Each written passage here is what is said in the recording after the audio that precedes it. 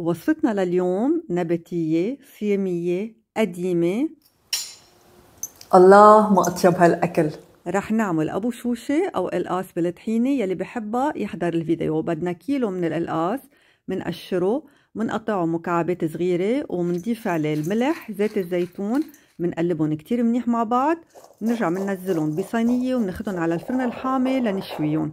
أكيد فيكن تقلوهم بس هيك كتير أخف. بهيدا الوقت منحضر الصوص. بدنا كباية من الطحينة، كباية مي، ورح أخلط ما بين 3 أنواع من العصير: الحامض، البوصفير، والليمون أو البرتقال، ملح، فلفل أسود، وكمون، ومنخلطهم كتير منيح مع بعض.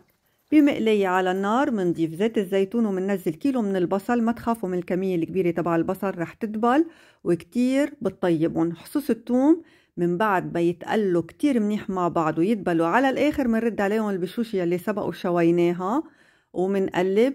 حوالي الكباية من الحمص المسلوق، وكمان منرد عليهم صوص الطحينة، وعلى رواق منقلب بهيدا الشكل. هلا شوف إذا بدها شي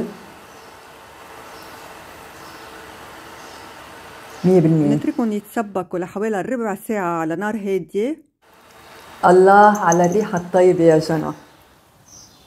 ولا أطيب من هيك. جربوها وخبروني، والصيام مقبول.